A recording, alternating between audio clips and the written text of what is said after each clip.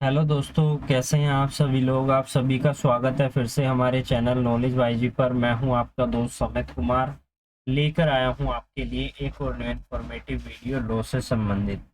आज हम इस वीडियो में एक और न्यू टॉपिक के साथ एमसीक्यू को कवर करते हुए चलेंगे, ताकि एमसीक्यू के साथ आपके टॉपिक भी कवर हो जाएं।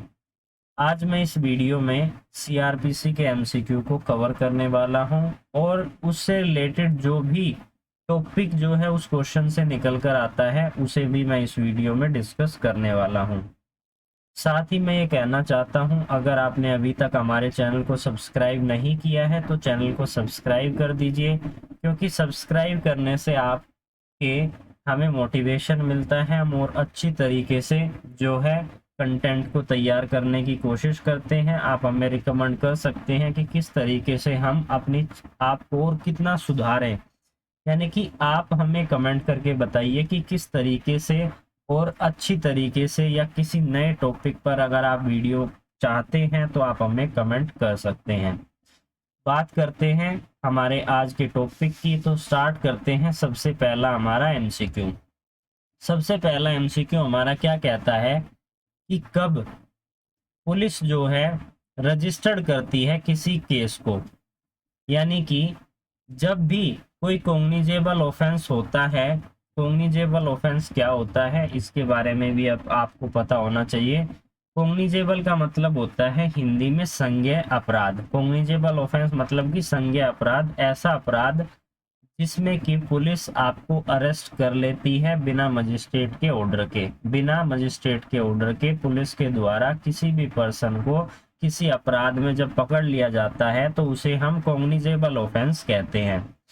यहाँ क्या क्वेश्चन आ रहा है, तो ये भी आपको पता होना चाहिए कि कॉग्निजेबल ऑफेंस किसे कहते हैं।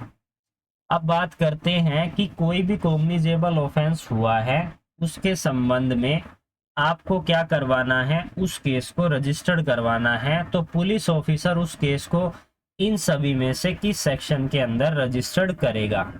क्या वो सीआरपीसी के सेक्शन 154 में उसे रजिस्टर्ड करेगा, सीआरपीसी के सेक्शन 155 में उसे रजिस्टर्ड करेगा, 156 में उसे रजिस्टर्ड करेगा, या 156(3) में उसे रजिस्टर्ड करेगा?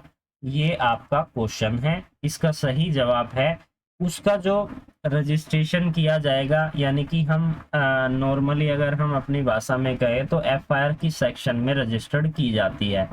तो 154 में एफआईआर को रजिस्टर्ड किया जाता है। ये बिल्कुल इसका सही जवाब है। अब बात करते हैं 154 को डिटेल में हम अभी समझने वाले हैं कि 154 है ये, इससे रिलेटेड और कौन कौन से एमसीक्यू आ सकते हैं।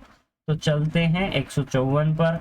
सबसे पहले हमें पता होना चाहिए कि किस चैप्टर में 154 को डिफाइन किया गया है। चैप्टर 12। चैप्टर 12 किस बारे में बात करता है कि जब पुलिस को इंफॉर्मेशन दी जाती है उससे रिलेटेड ये सेक्शन है चैप्टर 12 में, और पुलिस के पास पावर होती है इन्वेस्टिगेशन करने की 154 के अंदर।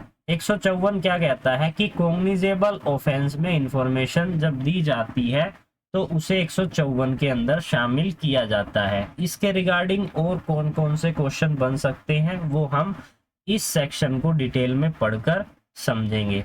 सबसे पहला पॉइंट क्या कहता है 154 का, कि जितनी भी इंफॉर्मेशन कॉग्निजेबल ऑफेंस के संबंध में उनके पास आती है, या तो ओरली वो उस पुलिस ऑफिसर को दी जाएगी।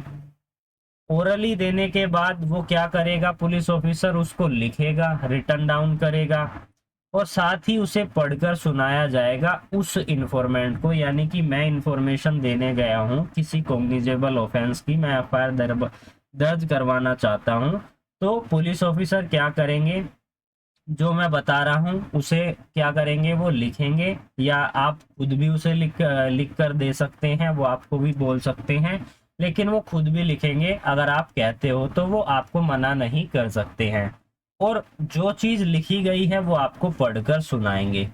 और क्या चीज है इस सेक्शन में, कि जो भी चीजें आप लिख रहे हो वहां पर जो है आपके साइन भी होंगे। Shall be signed by the person, यानी कि जो इंफॉर्मेशन दे रहा है, जैसे कि फॉर एग्जांपल मैं इंफॉर्मेशन दे रहा हूं तो मैं उस पर साइन भी करूंगा।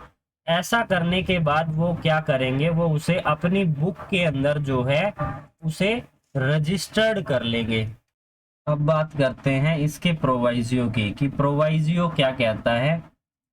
प्रोवाइजियो भी काफी इंपॉर्टेंट है, इस पर भी आपसे क्वेश्चन पूछा जा सकता है। इसमें क्या कहा गया है कि किसी भी महिला के साथ या महिला के द्वारा कोई भी इंफॉर्मेशन दी जा रही है कि उसके साथ इन सेक्शंस में ऑफेंस हुए हैं, ये जो सभी सेक्शन लिखी गई है, या उनके साथ कोई ऐसा अपराध हुआ है या होने का प्रयास किया गया है और वो वुमेन उस ऑफेंस के संबंध में इंफॉर्मेशन देने के लिए पुलिस स्टेशन में आई है।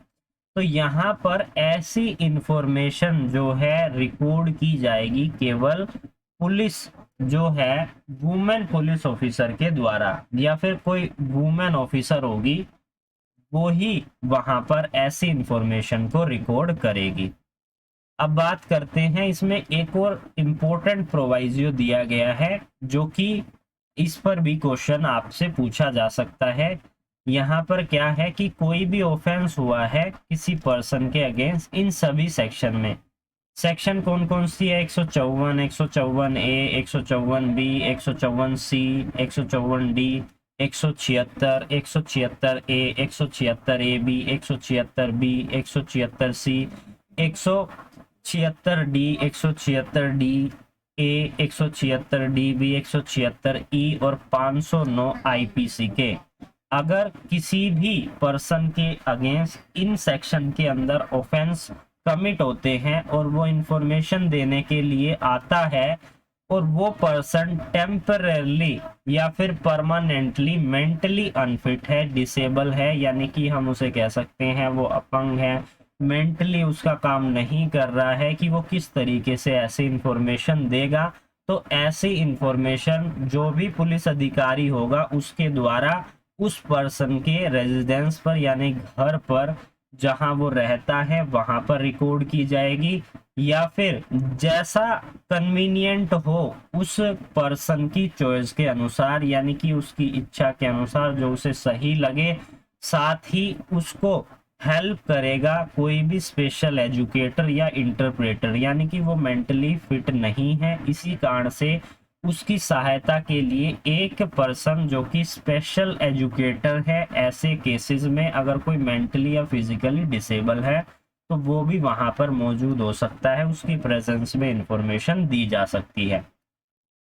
बात करें 154 के सेकंड पॉइंट की यानी बी पॉइंट की, ये क्या कहता है कि ये ऐसी इंफॉर्मेशन जो है अगर कोई कॉग्निजेबल ऑफेंस हुआ है तो ऐसी इंफॉर्मेशन वीडियोग्राफी के द्वारा भी दी जा सकती है।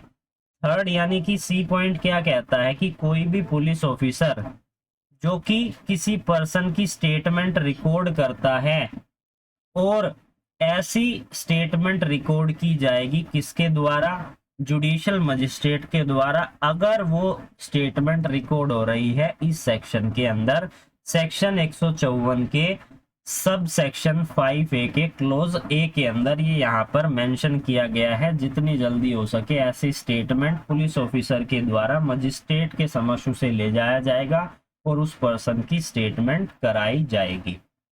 अब बात करते हैं यहाँ पर 154 के सेकंड पॉइंट के बारे में कि कोई भी इंफॉर्मेशन दे रहा है किसी कॉग्निजेबल ऑफेंस के संबंध में, कोई FIR करवाना चाहता है सब सेक्शन 1 के अंदर 154 के, तो ऐसी जो इंफॉर्मेशन की कॉपी है वो तुरंत दी जाएगी फ्री ऑफ कॉस्ट। किसको? इन्फॉर्मेंट को।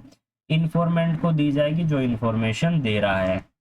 तीसरा पॉइंट काफी इंपॉर्टेंट है और ये एक तरीके की रेमेडी है अगर कोई विक्टिम है जिसकी FIR दर्ज नहीं हो रही है, 154 के अंदर ही ये दी गई है, तो इस पे जो है क्वेश्चन जरूर पूछा जाता है कि कोई भी पर्सन जो एग्रीड है by a refusal on the part of the officer in charge of a police station to record the information refer to in subsection 1 may be send the substance of such information in written by post to the SP superintendent of police concerned who, यानी कि अगर कोई भी person जिसकी FIR दर्ज नहीं की जा रही है, पुलिस ऑफिसर मना कर रहा है, ज्यादातर केसेस में मना ही किया जाता है, अगर वो गंभीर प्रवृत्ति का अपराध है, कॉग्निजेबल ऑफेंस है, तो ये मैंडेटरी हो जाता है कि वो इस तरीके के ऑफेंस की एफआईआर दर्ज करे। इसके बारे में भी आगे हम क्वेश्चन डिस्कस करेंगे।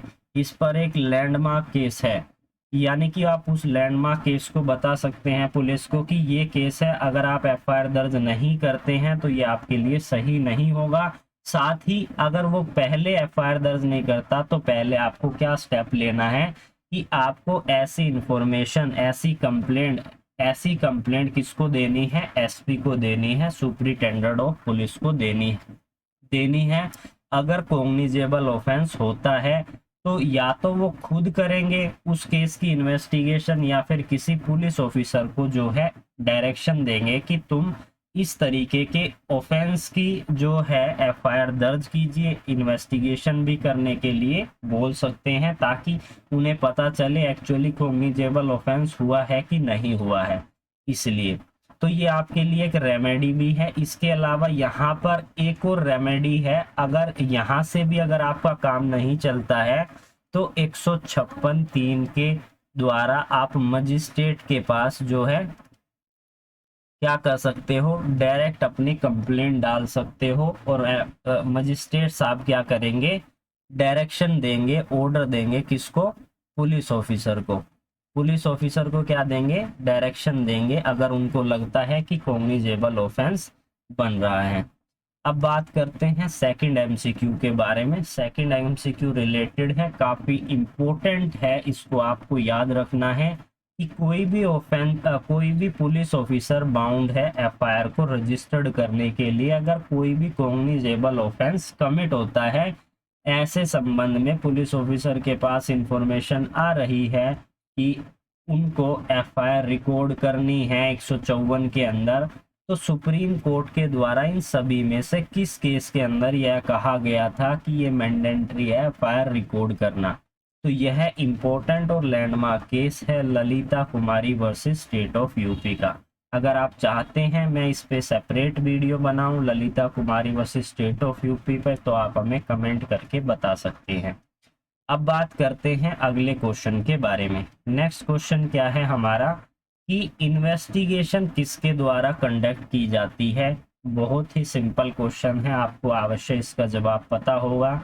इस इन्वेस्टिगेशन है वो केवल पुलिस ऑफिसर के द्वारा कंडक्ट की जा सकती है। अब बात करें नेक्स्ट एमसीक्यू के बारे में, तो इंक्वेस्ट रिपोर्ट काफी कम हम सुनते हैं। इंक्वेस्ट जो रिपोर्ट है वो इन सभी में से किस चीज को शामिल करती है, क्या एक्यूज के नाम को शामिल करती है, क्या कारण था उसको शामिल करती है, वेपन की डिटेल को शामिल करती है, या फिर इंसिडेंट की डिटेल को। जब हम इंक्वेस्ट रिपोर्ट की बात करते हैं तो इसमें क्या कारण था वहां पर मर्डर का, इस चीज को जो है शामिल किया गया है। अब बात करते हैं हमारे अगले क्वेश्चन के बारे में। एक और इम्पोर्टेंट और काफी ज्यादा यूनिक जो है क्वेश्चन है कि डिफेक्टिव इन्वेस्टिगेशन से रिलेटेड इन सभी में से कौन सा केस है। तो डिफेक्टिव इन्वेस्टिगेशन की जब हम बात करते हैं तो हमारा जो ये सेकंड केस है Zahira Habibullah Sheikh versus state of Gujarat, काफी इंपॉर्टेंट केस है। कनेक्टेड किससे है, डिफेक्टिव इन्वेस्टिगेशन से। तो मैं वीडियो को यहीं पर स्टॉप कर रहा हूं। इसी तरीके की अगर आपको और वीडियो चाहिए तो आप हमें कमेंट कीजिए, हम और अच्छी तरीके से इस तरीके की वीडियो लेकर आएंगे। एमसीक्यू के साथ साथ टॉपिक को भी हम कवर करते हुए चलेंगे। तो फिर मिलेंगे एक न्यू लेक्चर के साथ, तब तक के लिए जुड़े रहिए अमित कुमार नॉलेज बाई जी के साथ।